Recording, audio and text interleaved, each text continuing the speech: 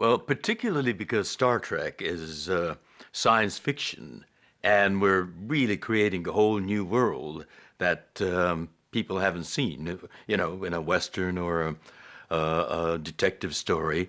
I think the details are what's important to fans, particularly like in Star Trek: The Motion Picture, when you first see the Enterprise and you see the men on floating platforms, floating around making the repairs.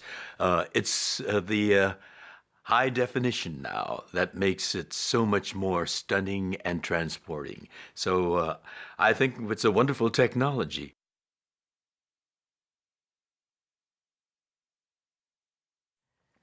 I'd been knocking around Hollywood for about 10 years by that time.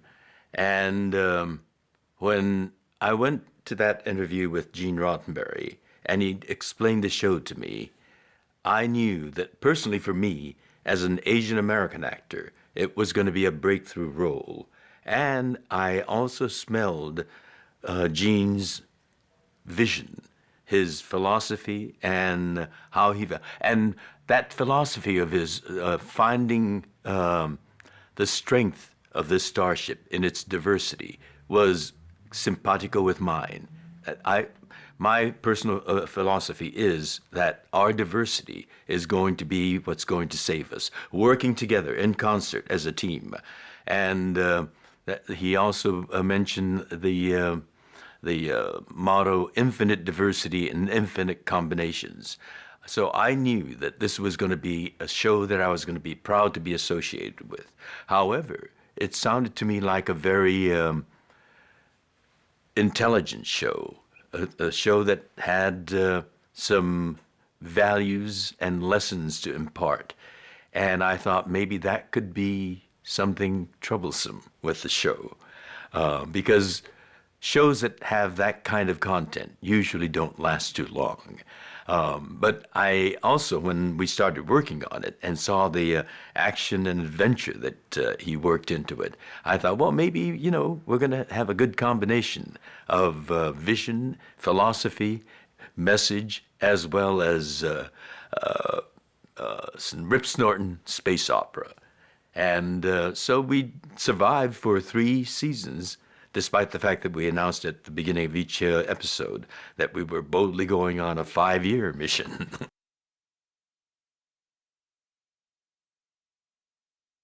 And of course, Sulu was #1 in his Starfleet Academy class, and he's famous as being the best helmsman in Starfleet. Also try to do the best I can, to be the best I can, and to try to surpass myself. So I like that about Sulu and about me. I like to challenge myself and try to do the very best I can. I'm also very conscientious, like Sulu was.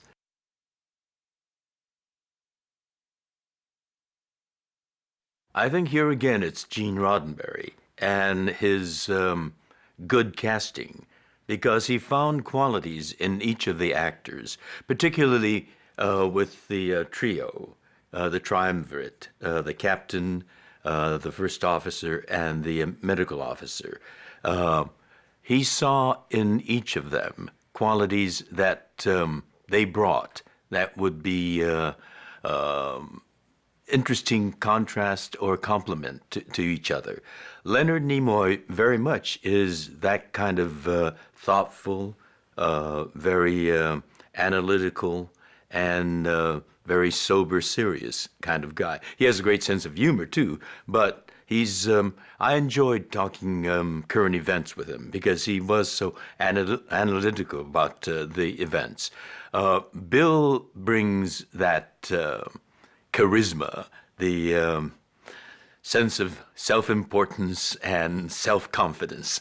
And so, that's a wonderful contrast between the intellectual, the thought, deeply thinking person, and someone who is confident, absolutely confident of himself. And DeForest brought with him that very earthbound, common man values, and that temper that could flare very easily, but also has a romantic streak. And Dee was more the romantic, I think.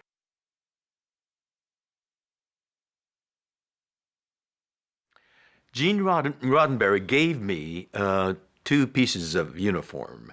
One was my Captain Sulu uniform from Star Trek Six, and the other was that from Star Trek 3 and 4, I think, that gray kimono style front outfit.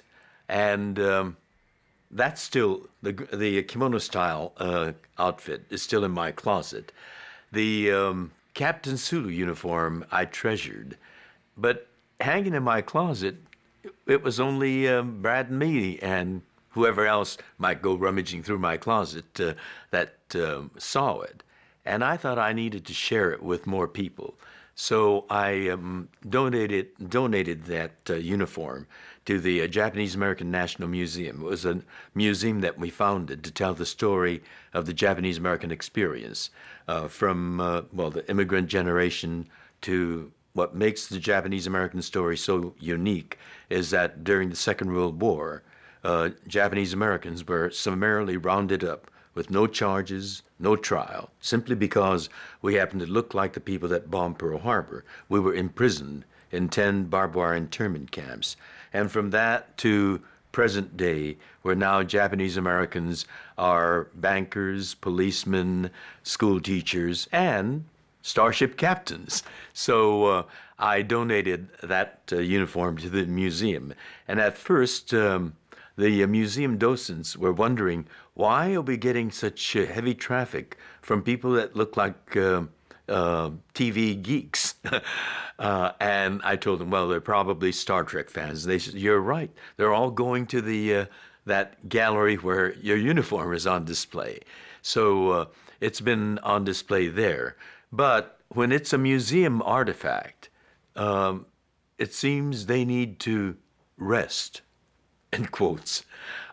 So currently it is resting in a temperature-controlled, humidity-controlled vault. I told them, it's been hanging in my closet, and there's no temperature control and humidity control there. So I think it rests easier there in the vaults of the museum.